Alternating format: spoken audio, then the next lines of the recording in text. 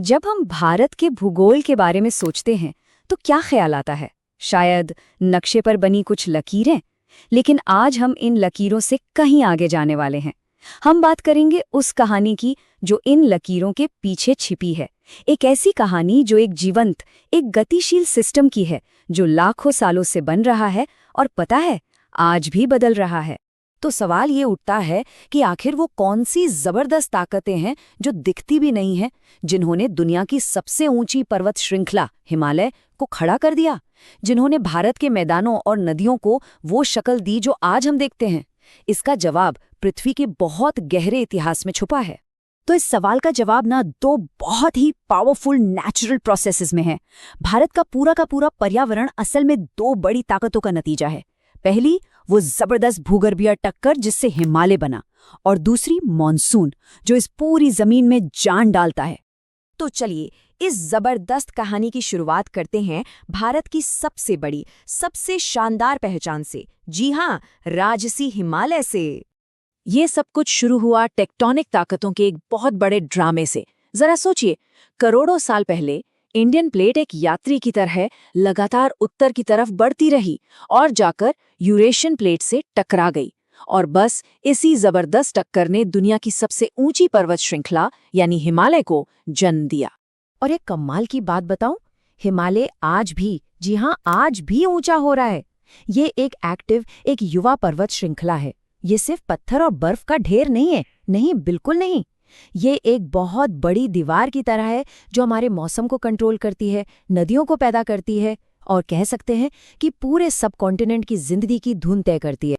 अच्छा, तो हिमालय तो बन गया, अब कहानी में आगे क्या होता है? अब आती हैं दो और ताकतें जो मिलकर इस जमीन में जान डालती हैं। ये हैं मानसूनी बारिश और नदियों का वो विशाल जाल, जो सच में इस पूरे उपमहाद्वीप की लाइफलाइन है। मानसून को उपमहाद्वीप की धड़कन कहना बिल्कुल सही है। ये है क्या? ये हवाओं के बहाव का एक पूरा का पूरा सीजनल रिवर्सल है। मतलब एक विशाल सांस लेने और छोड़ने जैसा प्रोसेस। गर्मियों में समुद्र से जमीन की तरफ नमी वाली हवाएं आती हैं और झमाझम बारिश लाती हैं, और सर्दियों में इसका ठीक उल्टा होता है। जमीन से समुद्र की ओर सूखी हवाएं चलती हैं, और इसी सालाना साइकिल पर करोड़ों लोगों की जिंदगी और खेती टिकी हुई है। तो इसी मानसून और हिमालय की वजह से भारत को दो बिल्कुल अलग तरह के रिवर सिस्टम्स मिले हैं। एक तरफ है हिमालय से निकलने वाली नदियां। ये ग्लेशियरों के पिघलने से बनती हैं, इसलिए इनमें साल भर पानी रहता है। हम इन्हें बारहमासी कहते हैं। वहीं दूसरी तरफ है पेनिनसुलर इंडिया की नदियां। ये पूरी तरह से बारिश पर डिपेंड करती हैं और अक्सर गर्मियों में सूख जाती हैं। मतलब यहाँ जिंदगी की लय बिल्कुल अलग है। ये टेबल हमें कुछ मेजर रिवर सिस्टम्स की एक झलक दिखाती है। देखिए, गंगा सिस्टम कितना विशाल है। ये सिर्फ पानी ही नहीं लेती, बल्कि करोड़ों लोगों के लिए कल्चरल और स्पिरिचुअल तौर पर भी बहुत बहुत ज्यादा जरूरी है। और फिर नर्मदा जैसी नदी भी है। ये एक रिफ्ट वैली से होकर पश्चिम की ओर बहती है। रिफ्ट वैली मतलब धरती की सतह में आई एक दरार से। ये अपने आप में एक बहुत ही अनोखी और रेयर जियोग्राफिकल चीज है। तो अब तक हमने क्या देखा? हिमालय को बनाने वाली जबरदस्त जियोलॉजिकल ताकतें और मॉनसून से चलने वाली नदियां, इन सब ने मिलकर भारत को एक ऐसी जमीन बनाया है जहां गजब की जियोग्राफिकल डाइवर्सिटी है। तो चलिए जरा देखते हैं कि ये डाइवर्सिटी दिखती कैसी है। मोटे तौर पर भारत को इन 6 मेजर जियोग्राफिकल जोन्स में बांटा जा सकता है। ऊंचे बर्फीले पहाड़ों से लेकर विशाल उपजाऊ मैदानों तक, सूखे रेगिस्तान से लेकर हरे भरे कोस्टल एरिया तक, हर इलाके की एक अपनी अलग पहचान है, अपनी एक अलग कहानी है।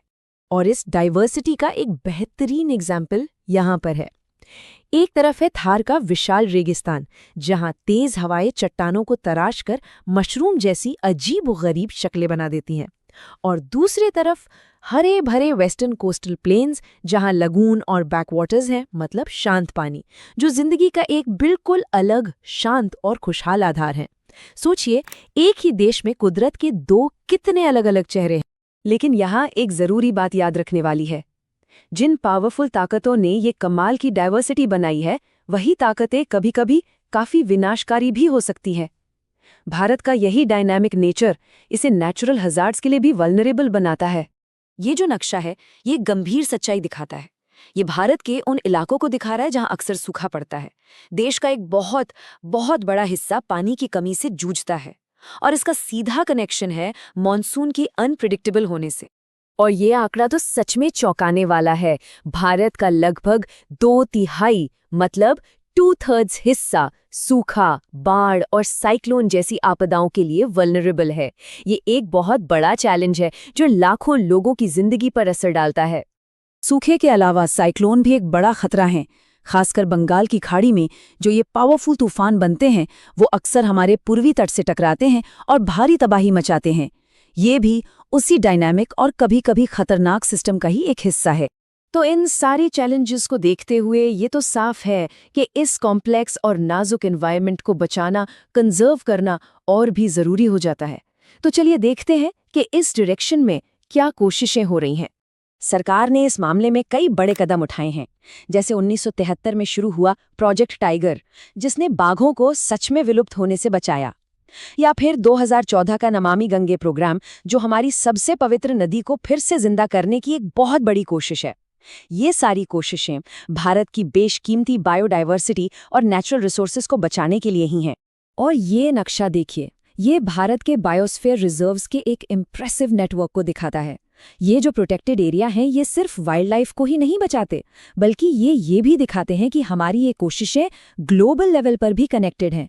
मतलब इसमें इंटरनेशनल कोऑपरेशन का भी एक बड़ा रोल है। तो आखिर में हम एक बहुत बड़े सवाल पर आकर रुकते हैं। हमने देखा कि भारत का ये पूरा एनवायरनमेंट लाखों सालों में धीरे धीरे तैयार हुआ है, लेकिन अब जब क्लाइमेट चेंज की वजह से दुनिया बहुत तेजी से बदल रही है, तो सवाल ये है कि हमारा ये पुराना और कॉम्प्लेक्स सिस्टम भविष्य के चैलेंजेस का सामना कैसे करेगा। ये एक ऐसा सवाल है जिसका जवाब हम सबको मिलकर खोजना होगा, क्योंकि इसी से हमारा और आने वाली पीढ़ियों का भविष्य तय होगा।